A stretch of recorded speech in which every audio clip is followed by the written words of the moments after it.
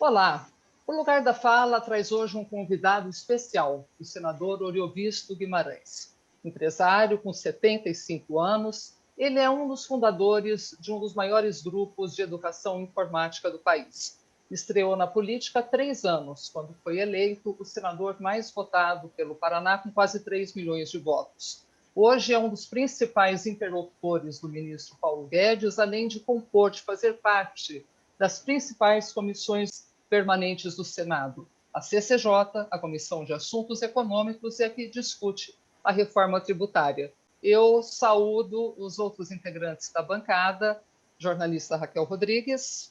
Boa tarde, Carla. Boa tarde, senador. Boa tarde, Cláudio Osh. Boa tarde a todos. Boa tarde, senador. Tive o prazer de entrevistá-lo quando era candidato aqui em Londrina.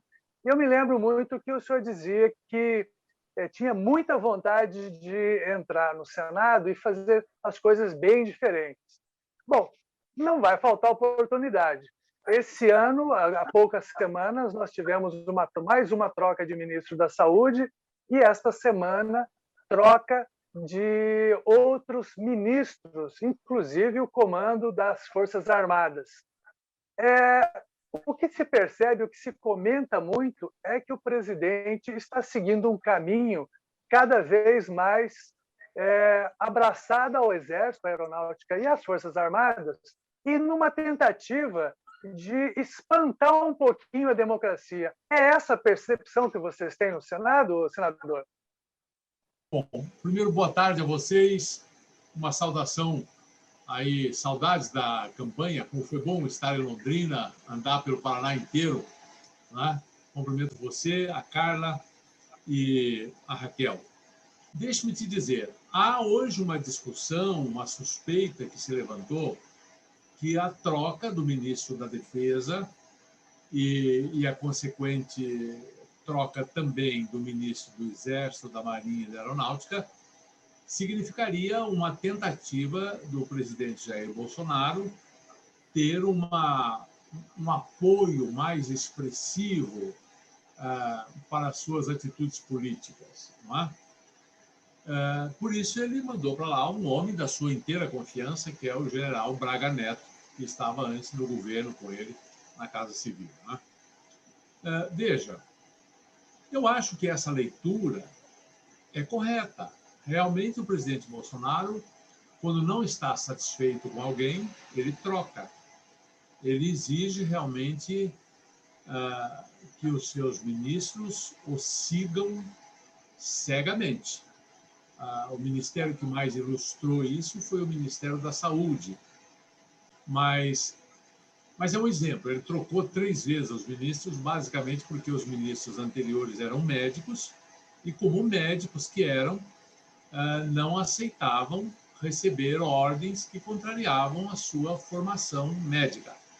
Até que ele teve o Pazuello, que não era médico, e que adotou o lema simples assim, um manda e o outro obedece.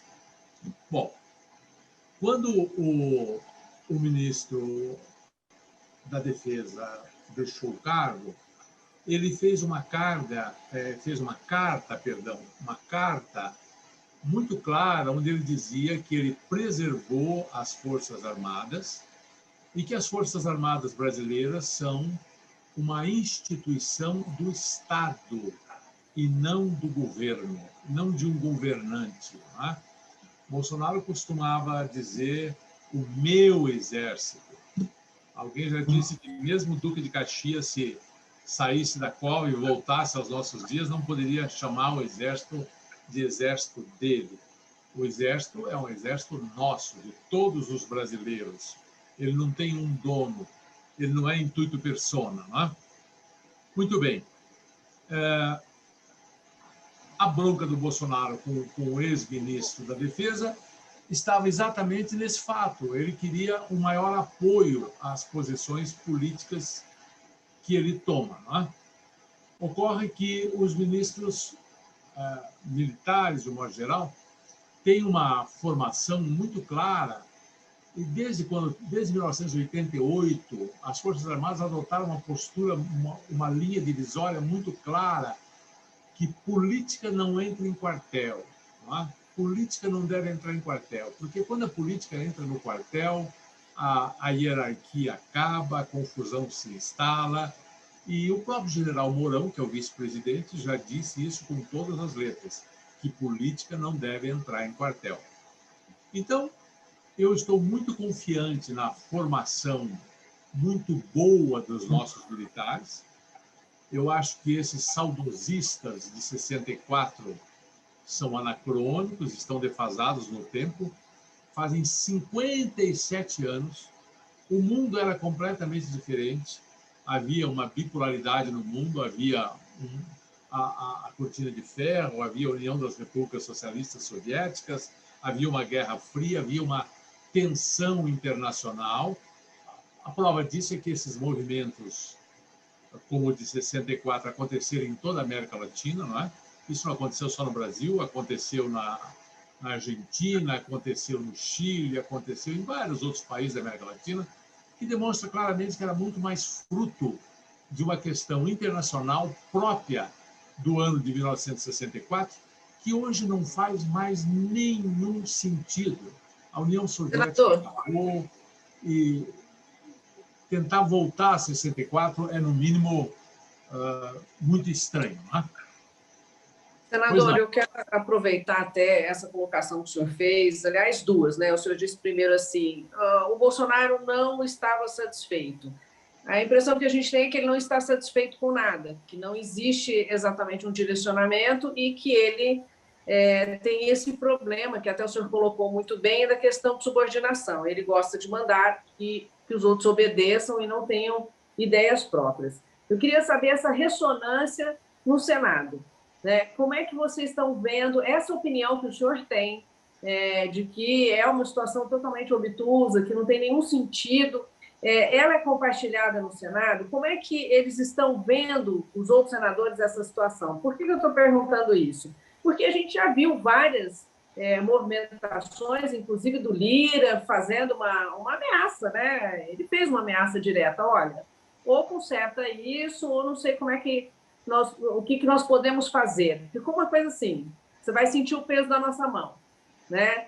Porque está todo mundo sofrendo com a economia e tudo mais. E ele era um aliado do homem, né? Então, como é que o senhor está sentindo todo esse clima e, inclusive, o apoio a ele? Na Câmara são 513 deputados, no Senado são 81 senadores. Evidentemente que tanto na Câmara como no Senado existem aqueles senadores que são aliados ao Bolsonaro, que acreditam no Bolsonaro, que apoiam o Bolsonaro por convicção. Existem outros que apoiam por conveniência, porque comercializam esse apoio político, são mercadores de apoio político, que é o caso do Centrão, eles trocam apoio por emendas. E existem aqueles que são de oposição, para os quais tudo que esse governo fizer está errado. E existem aqueles que, como eu, são independentes. Eu e mais pelo menos 20 senadores não queremos nenhuma emenda do governo, não estamos lá para isso. Não estamos lá para fazer oposição ao Bolsonaro, pelo contrário, tudo que ele propôs, que a gente achar que é bom para o Brasil, nós vamos votar a favor. Mas tudo que ele propôs e que a gente achar que é ruim para o Brasil, nós vamos nos opor, votar contra e fazer discurso contra. Isso é a posição do meu partido, do Podemos, que, aliás, estão os 3 senadores do Paraná, eu, o Álvaro Dias e o Flávio Arnes. E nós nos entendemos muito bem nesse aspecto nacional. Inúmeras vezes eu votei e defendi medidas propostas pelo presidente Bolsonaro, inúmeras. Por exemplo, a PEC emergencial eu votei a favor, discursei a favor, apoiei claramente, que era uma PEC importante, e tantas outras coisas apoiei. E tantas outras me oponho ferrenhamente. Por exemplo, acho que a gestão do governo Bolsonaro relativamente à pandemia foi a pior possível. Bolsonaro cometeu um engano no início da pandemia, cometeu um erro, não só ele cometeu, o Boris Johnson na Inglaterra também cometeu, o Donald Trump nos Estados Unidos também cometeu, outros primeiros ministros ou presidentes também cometeram, dizendo que a pandemia era só uma gripezinha, não era nada, que não podia parar a economia e assim por diante. Os outros todos voltaram atrás, até o Trump, o Boris Johnson, todos voltaram atrás. O Bolsonaro continua um ano depois persistindo nesse erro. Por isso ele trocou o Mandetta, por isso ele trocou depois o Taik, não é? E, finalmente, quando ele trocou o Pazuello, não é que ele não gostava do Pazuello. Aí já foi o novo presidente da Câmara e o novo presidente do Senado que, ouvindo a população, deram um ultimato para ele. É preciso trocar o Pazuello, é preciso colocar um médico, é preciso colocar especialistas em saúde e não militares. É aquela história, não é? Cada macaco no seu galho. Senador, posso fazer uma pergunta? Desculpa, dentro desse contexto.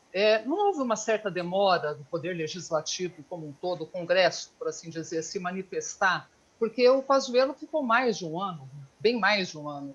E não demorou muito, não foi preciso a questão do Lula destravar, né? Ou melhor, travar o processo no STF e a questão da carta dos empresários e dos banqueiros para haver uma certa movimentação? Olha, cara, eu acho que as coisas na política são mais ou menos quando você põe a água para esquentar. Ela vai esquentando, ela fica 20 graus, 30 graus, 40, 50, mas ela só se transforma em vapor, ela só muda de qualidade quando atinge os 100 graus. Eu acho que o Senado, principalmente, é composto por pessoas já de mais idade que negociam, porque a gente sabe o problema que é para a nação, os problemas que a gente pode criar, uma posição dura, numa posição de não vai nem para lá, nem para cá. Quer dizer, a tendência, de um modo geral, no Senado é a negociação. Mas a coisa chegou num ponto que não dava mais. Então, demorou sim, eu concordo com você, mas chegou nesse ponto. E aí, então, foi que surgiu, por imposição do Congresso, caiu o Pazuello e entrou agora um médico, né, o Marcelo Queiroga, que agora esse Marcelo já pode falar que é para usar máscara, esse Marcelo já pode falar que não é para fazer aglomeração. Mas veja, isso devia ter sido dito há um ano atrás, né, em março do ano passado. É um absurdo. Mas por que não foi dito? Porque o líder maior da nação não usava máscara, provocava aglomerações, dizia que não era coveiro, dizia que todo mundo era marica. Quando morreu aquele cidadão que estava fazendo o teste da Coronavac em São Paulo, ele falou, mais uma que o Bolsonaro ganha.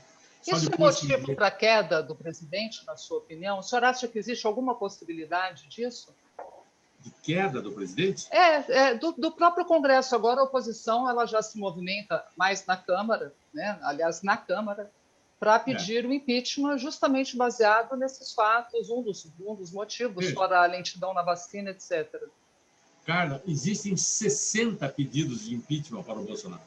Esse processo começa na Câmara, se passar pela Câmara, vai para o Senado e assim por diante. Mas eu quero te dizer o seguinte, é voz corrente no Senado e na Câmara, ninguém quer falar em impeachment. Nem o presidente da Câmara, nem o presidente do Senado vai colocar isso em votação. O Brasil não aguenta mais impeachment. Nós já tivemos muito impeachment. Chega. O que nós queremos é que o governo acerte o rumo, acerte o passo. Nós precisamos ter uma condução correta na questão da Covid. A condução do governo na economia não é ruim. Eu, particularmente, gosto do Paulo Guedes. Não é? De vez em quando. Olha, se o Bolsonaro tivesse feito na saúde o que ele fez na economia, nós estaríamos todos aqui batendo palma para ele. O que ele fez na economia? Ele Senador. fez o quê? Pois não, diga. O senhor falou não aguenta mais um impeachment. E quanto tempo a gente vai aguentar essa situação?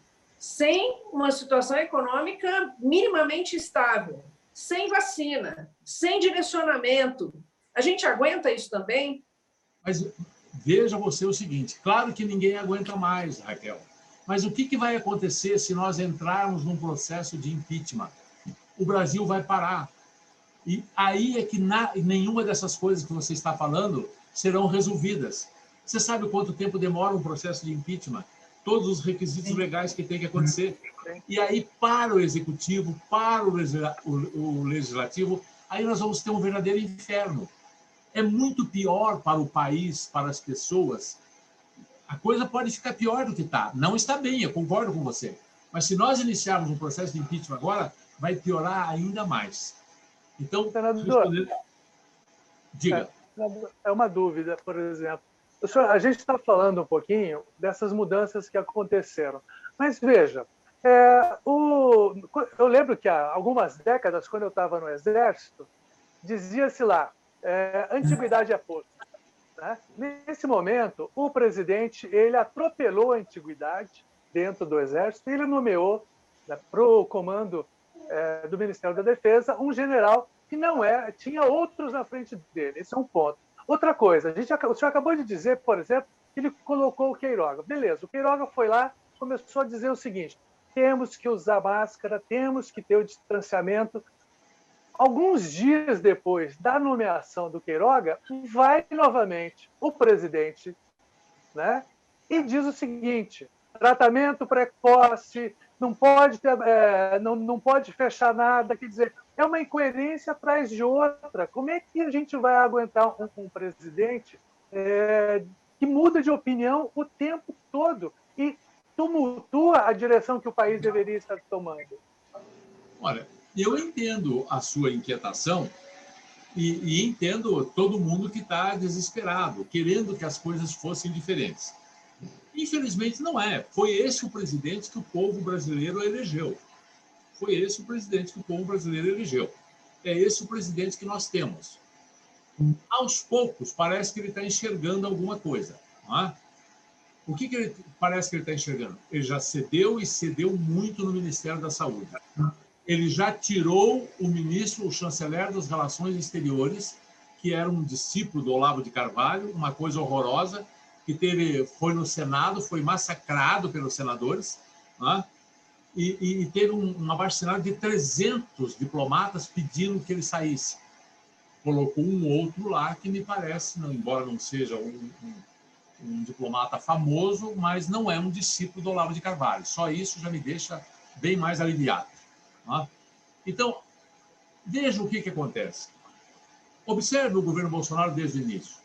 Quando alguém discorda dele, ele manda embora. Essa é uma das razões pela qual ele demitiu o Sérgio Moro, que não concordou com ele, demitiu o ministro da Defesa, porque não concordou com ele, demitiu os 3 ministros militares, porque não concordaram com ele, demitiu o presidente do Banco do Brasil, porque ele queria interferir até na publicidade do Banco do Brasil, demitiu o presidente da Petrobras, porque o presidente da Petrobras queria manter as leis de mercado e ele queria que abaixasse na marra o preço do combustível para poder atender os caminhoneiros. Então, aí eu já te citei 7 que foram embora.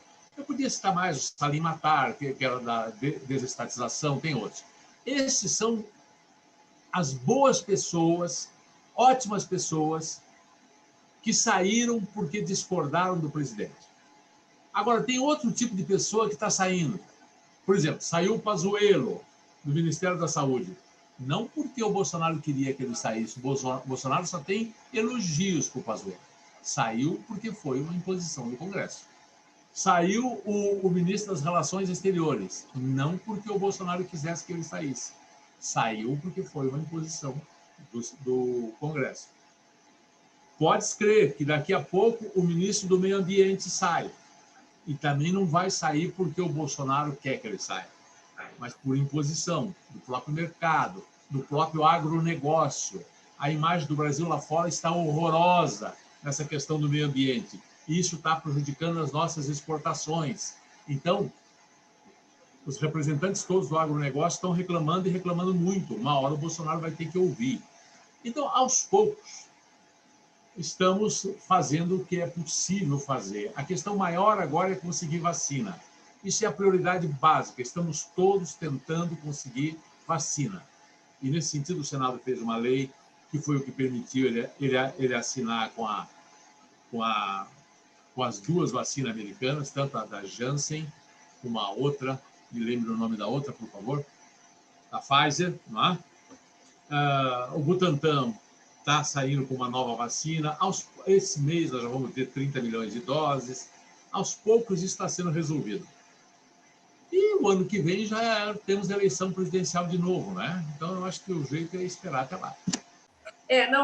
Às vezes eu sinto que parece um ato de conformismo, o senhor passando assim, a gente está fazendo as coisas. Eu entendo quando o senhor coloca que, em dado momento, a gente precisa ter um certo equilíbrio e uma visão realista das coisas. Não adianta ficar flanando, né? Mas, por outro lado, também, será que também não tem uma atitude muito cômoda? Vamos esperar, vai acontecer, as vacinas vão chegar. Então, até essa conta da vacina, que eu acho que é a angústia de muita gente, né? Vai chegar quando? Vamos ter mais um ano inutilizado, a economia é destruída, né? E aí vem aquela pressão, né? Precisa fechar, porque o hospital não está aguentando, não está suportando. Mas fecha, as pessoas também estão morrendo de fome, estão sem trabalho, esperando um auxílio. Enfim, o senhor não acha que, às vezes, esse tom também acaba sendo preocupante? Veja, Raquel, de novo, a linha que separa a cooperação da cumplicidade é uma linha muito tênue e que, às vezes, você pode confundir uma coisa com a outra. A decisão entre cooperar e enfrentar e partir para a cisão é uma coisa que tem que ser muito bem pensada. Isso acontece até nas nossas relações familiares. Quantas vezes você... E nas nossas relações comerciais. Quantas vezes você tem que engolir sapo numa relação a dois, por exemplo, antes dela terminar? Ninguém termina na primeira briguinha, não é? Você tenta recuperar, você tenta conversar, você tenta acertar. É uma atitude construtiva. Mas é claro que chega uma hora, que só Deus sabe que hora é essa, que aí a coisa se torna inviável, a coisa se desencadeia, se torna maior. Eu diria que esse momento ainda não chegou. Claro que tem muita gente lá no Senado e na Câmara pensando de forma, inclusive, muito mais radical do que você, que queria amanhã fazer o impeachment do Bolsonaro. Tem deputados que dão entrevista, etc. e tal. Mas eu estou dizendo, nem é a minha opinião, eu estou dizendo o que eu sinto na maioria dos parlamentares. A maioria não quer isso.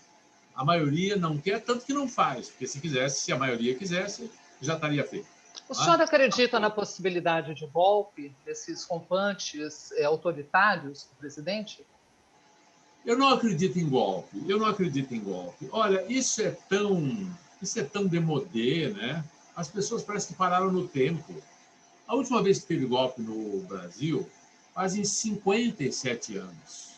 Cara, se você pensar um pouquinho mais para frente, se ao invés de 57 você colocar mais 23 anos, você vai ter Hitler comandando a Alemanha. Isso já é história. Até hoje tem gente na Alemanha que é partidária do Hitler. Até hoje tem nazistas na Alemanha, embora seja proibido por lei. Tem saudosistas ainda disso. Mas são pessoas demodê, são pessoas anacrônicas. Tem alguém mais demodê, mais antigo que o presidente? Pois é, mas para fazer um golpe não basta um. Ele precisa ter o apoio de muitos. Ele até tem muitos civis que lançam movimentos na internet. Vocês todos já devem ter recebido isso. No dia 31 de março, vamos aglomerar 5 milhões na porta dos quartéis e pedir um golpe de Estado com o Bolsonaro na liderança. Eu recebi isso no meu WhatsApp. Tem gente pensando assim. Ridículos. Esses dias atrás, até eu recebi uma mensagem, temos que colocar os militares no poder. Né? Temos que colocar os militares no poder. Só que se você pega a lista, por exemplo, de ocupantes do governo, hoje nós temos em torno de 4 mil militares ocupando cargos no governo. Quer dizer, na verdade, deveria ser o inverso, né? Colocar civis no governo, né? Porque militares já tem aos montes. Né? Olha, a formação anterior da pessoa, eu até, olha, te juro, eu quando deixei as minhas empresas lá no Grupo Positivo, eu não sou mais empresário faz tempo, eu me aposentei e daí me dediquei à política. Eu quando olhava o currículo, se o cidadão tinha sido militar ou se era civil, isso para mim não fazia diferença. Queria saber se ele era capaz de desempenhar a função para o qual eu estava contratando. Então, eu até vejo, na maioria dos militares, pessoas altamente disciplinadas, pessoas bem formadas, com bons hábitos, honestas. Eles têm características muito boas. Agora, precisa saber se essas características se enquadram nas funções que lhes foram designadas. Não é? Eu não tenho nada contra militar no governo. Pode contratar quantos militares quiser, desde que eles desempenhem bem, desde que o regime continue sendo democracia, desde que a cada 4 anos a gente renove o Congresso e o presidente da República, ou renove o mandato, se quisermos, por mim, tudo bem. Aliás, esse é outro problema, que eu aproveito essa live para sempre dizer isso. Se nós queremos mudar esse país, não adianta pensar que elegendo um homem, um presidente, um salvador da pátria, que o Brasil vai mudar. Não vai. Quantas vezes nós vamos ter que repetir esse erro? Já fizemos isso com Lula, já fizemos isso com Dilma, já fizemos isso com Collor, já fizemos isso agora com Bolsonaro. Não adianta. Para mudar o Brasil, tem que mudar o parlamento inteiro. Por exemplo, vocês querem que mude alguma coisa lá no Supremo. Sabe por que o Senado não faz nada contra o Supremo? Porque a maioria está com o rabo preso com um processo lá que não anda. Então, se não mudar os senadores, se não mudar os deputados, se não fizer uma reforma política nesse país, nós vamos ficar errando. De vez em quando nós vamos para a extrema esquerda, de vez em quando nós vamos para a extrema direita e não saímos do lugar. Sabe? O que nós precisamos hoje? De gente que tenha cultura, que tenha história, que tenha bom senso, que seja honesto, que pense nos problemas presentes e que tenha alguma visão de futuro para organizar esse país, fazendo reforma tributária, fazendo reforma da nossa educação, fazendo reforma do nosso sistema judiciário. Nós temos tanta coisa para reformar e que não é difícil de reformar. E por que não é feito? Por exemplo, por que não acaba o foro privilegiado? Vejam isso, prestem atenção nisso que eu vou dizer para vocês. Isso é muito mais grave do que o Bolsonaro, porque isso é sistêmico, isso vai atravessar o governo. Então, veja o seguinte, nós aprovamos no Senado o fim do foro privilegiado.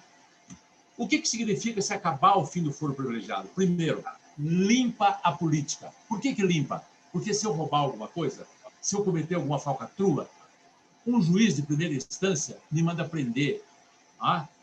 Ou melhor, ele não consegue me prender, ele não consegue prender nenhum cidadão brasileiro. Mas eu vou ser condenado. Aí, se eu for condenado em segunda instância, tem a lei da ficha limpa, eu sou obrigado a sair da política. E isso acontece em menos de um ano. Se hoje, com o foro privilegiado, o meu processo iria para o Supremo e fica lá 10 anos e eles não julgam, então a política continua como está. O Supremo tem um protagonismo que tem, faz e desfaz. Sabe por quê? Porque ele tem todos esses que têm processo na mão. Então, se você acabasse com o foro privilegiado, você limparia a política e acabaria com o protagonismo do Supremo Tribunal Federal. Não acaba. Por que não acaba? O Senado já aprovou. Porque a Câmara não vota, não aprova. Está lá fazem 3 anos e não aprova. Prisão em segunda instância. Por que não tem prisão em segunda instância? Eu fiz uma PEC para isso. Não aprovam, não votam. E por que não votam? Porque querem privilégios. E isso é problema do Bolsonaro? Não. Isso é problema dos parlamentares que nós elegemos. A maioria política profissional que está lá para manter os seus privilégios. E daí o presidente, você elege um cara super bacana, vai ter que negociar com o parlamento, vai ter que dar emenda, vai ter que distribuir cargo. Percebe como uma coisa é mais complexa do que só pensar no presidente? A gente quer uma solução mágica. A gente quer chegar lá, não, você está muito conciliador, vamos quebrar tudo e mudar tudo do dia para a noite. Besteira, conversa de criança. As coisas não mudam assim. As mudanças reais são difíceis. São difíceis. O povo tem que se conscientizar. Democracia é assim mesmo. Democracia é como criança. Criança aprende a andar caindo um monte de tombo. O povo brasileiro está votando desde 1988 e está caindo um monte de tombo. Uma hora vai aprender que tem que limpar parlamento, que tem que limpar um monte de coisa. Nos governos estaduais, em tudo. Tá? A coisa é mais complicada do que parece. Não tem solução mágica. E vai demorar para resolver. Senador, mudando então para um assunto mais complexo, para a economia. Como que está a negociação do orçamento? Já se chegou a um consenso com o Centrão por conta de auxílio emergencial, teto de gasto, possibilidade de impeachment se romper o antigo teto de gasto? O senhor poderia dar um cenário, um panorama para a gente de como está, já que o Paulo Guedes é segundo os economistas e o setor produtivo, uma das raras exceções do governo. Como que está a relação Congresso, o Ministério? Então, deixa eu te dizer, de novo, a política é muito mais complicada do que a economia. A economia é muito mais simples. O que aconteceu com o orçamento? O orçamento, o executivo mandou o ano passado, mandou em julho e agosto do ano passado. Ele começava por onde? Pela Câmara dos Deputados, 513 deputados. E aí você vai sentir a interferência da política. Como é que o político tradicional faz política? Ele é deputado uma vez, duas vezes, três vezes, quatro vezes, cinco vezes, até se aposentar como deputado. Ele vai se reeleger, reeleger, reeleger.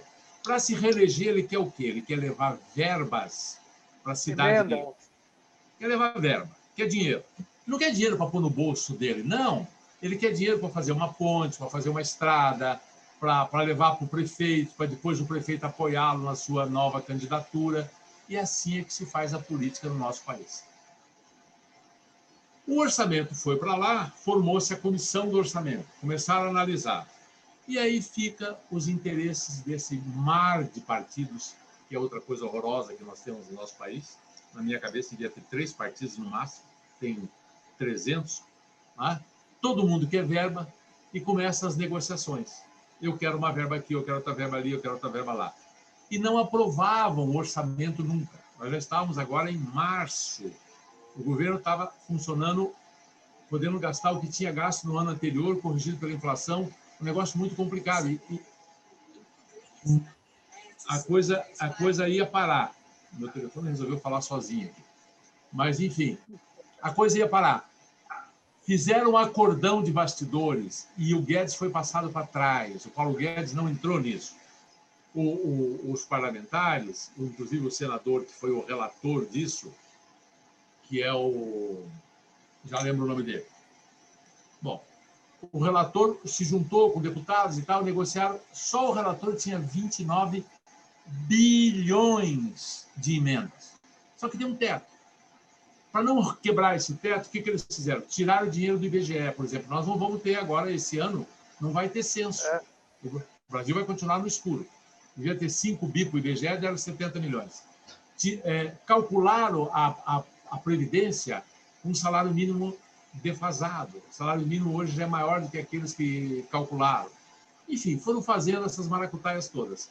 Deu um furo de mais de 30 bilhões, que agora o Guedes teria que cortar gastos de despesas discricionárias, que são pouquíssimas. Aquelas que ele pode mexer. Por exemplo, se ele cortar a verba do Instituto de Identificação, você vai querer tirar passaporte ou vai querer tirar carteira de identidade e não vai funcionar, porque não vai ter papel. Isso só para te dar um exemplo, mas tem várias outras coisas semelhantes a essa. Agora está esse impasse. Agora estão negociando com o relator. Parece que ele vai tirar 10 bilhões. Uma coisa absurda. Nós estamos com um mandato de segurança pronto.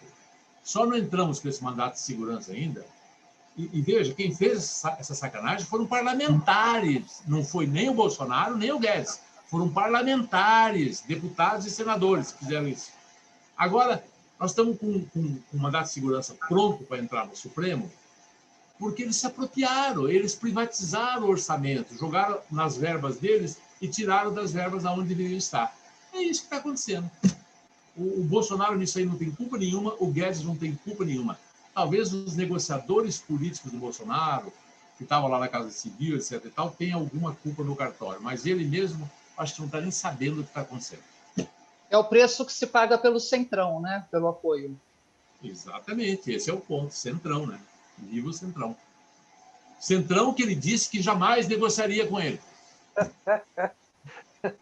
A velhinha de Taubaté acreditou, mas acho que foi só ela.